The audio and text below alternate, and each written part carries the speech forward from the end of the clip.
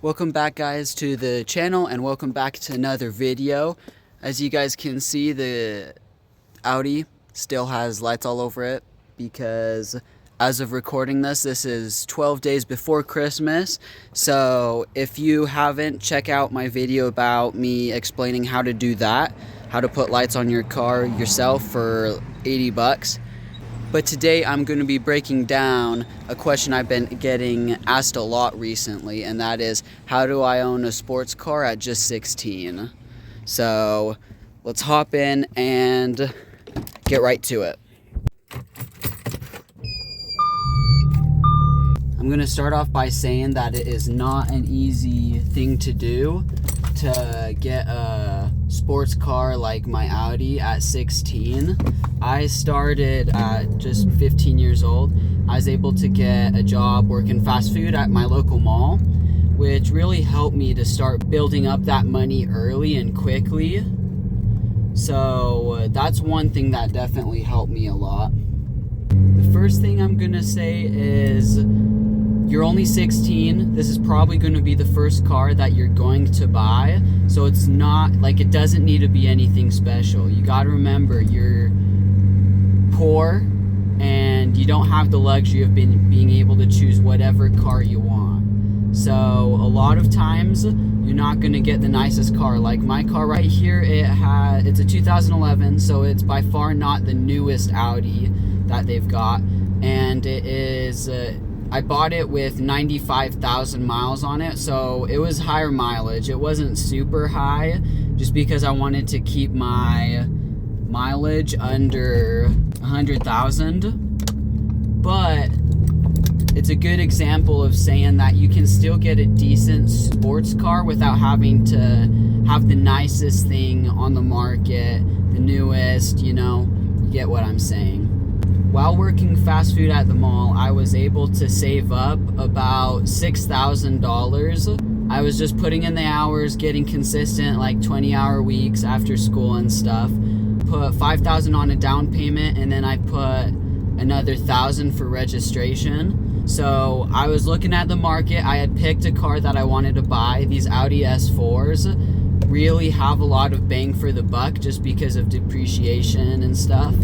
I was able to pick up this 2011 Audi S4 for about $13,500. So it really wasn't a bad price, but it's a 2011, so it's not the newest car on the market, and it had 95,000 miles on it. So it was definitely a little bit higher mileage, but it was still under 100K, which is where I kind of wanted to keep my mileage at when I was looking at cars. But it's like not the nicest car out there. My paint has its damages and all that. But you're 16, you're not going to be driving around in a Lamborghini or something, Your next step in the process of owning a sports car is going to be getting that loan paid off. You don't want to really do anything to this car until you've got it paid off, because if you happen to get in an accident or a crash and you don't have it paid off, then you could low-key be cooked. If the insurance doesn't want to hand you the amount you owe back, you're going to end up losing money in the long run. I pay about $180 a month on the loan, and then I pay about $120 a month for insurance for this, which is really not bad when you think about having a sports car, but it's because it's older and it's higher mileage and it's not the nicest thing on the market. So that's one benefit you're going to be having when you buy a sports car that isn't the nicest and it's a little bit older of a year, is a lot of the time you can get a much better deal insurance wise than you would without. But like I said before, you want to make paying this off a priority. And so far, all I have spent on this car has just been maintenance costs. And then I had bought lowering springs for Black Friday. I don't have them on the car yet, just because I haven't gotten the time to, and I kind of want to wait till it's not winter anymore and it's done snowing for the year before I put those on. But back to my main thought, you want to pay the car off as soon as possible. My next tip in this process is owning a nice car isn't just something you do or get.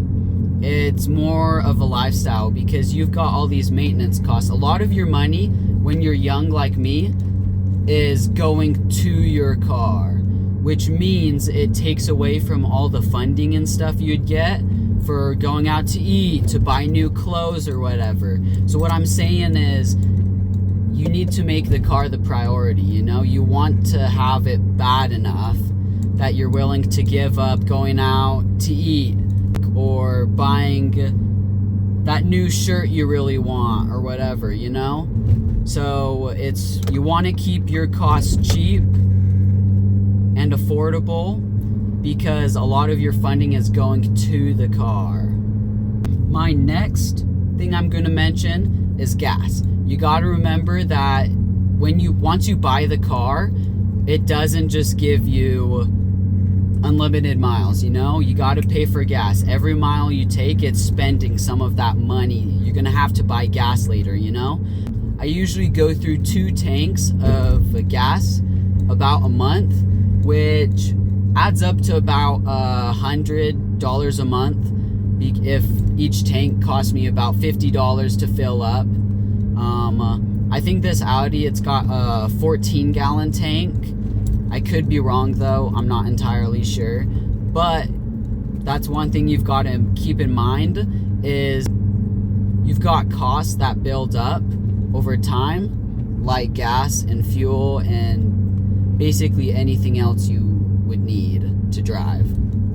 If you're going to be buying a sports car at 16, your car is most likely not going to be perfect when you buy it. When I bought this thing, it had a battery that was starting to go bad on it, and the valve cover gasket had a seal that was broken, and so those were things that I had to replace fairly soon after purchasing this vehicle. But that's another thing that you're going to want to keep in mind when buying a car, is how much is this going to cost me to fix up and make nice and drivable, and how much is this going to cost me in the long run? How reliable is it going to be? How needy is it going to be needing of parts? Which brings me to my next point, is maintenance. Whatever car you're buying, it's going to be different than another car. For this car in specific, something that was starting to go out was the control arm bushings. So that's one thing that I had to keep in mind when I bought this, is that those would most likely need to be replaced soon. And then another thing, this is a good example of things that you can't necessarily see, but it's just part of car ownership, is I had a light bulb go out.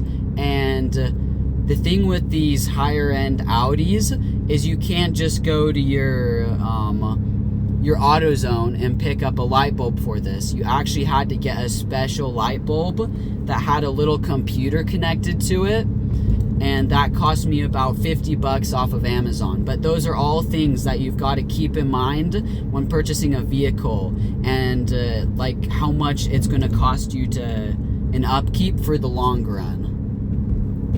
Another thing that you've also got to keep in mind is maintenance costs that you're not going to be expecting.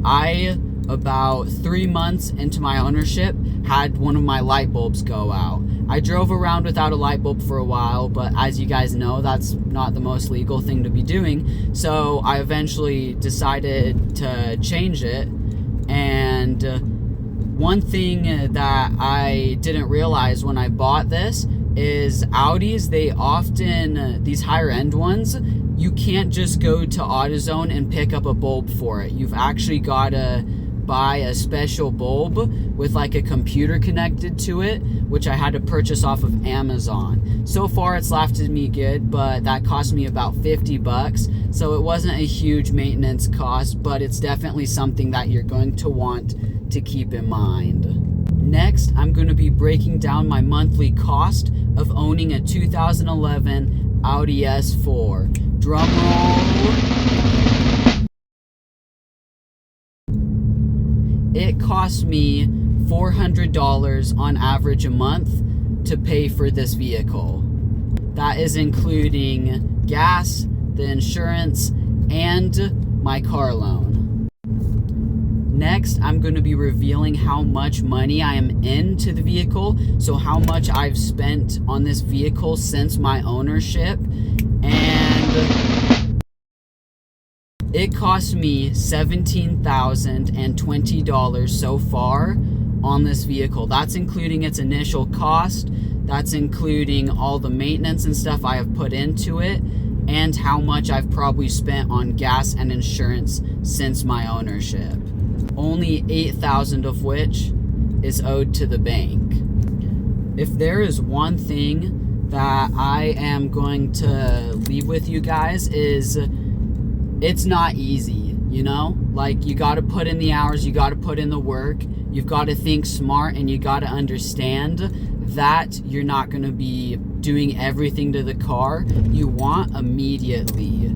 Only 16, you're not going to have the nicest car, but if you find it worth it enough, you can find ways to be able to afford a nice sports car at age 16.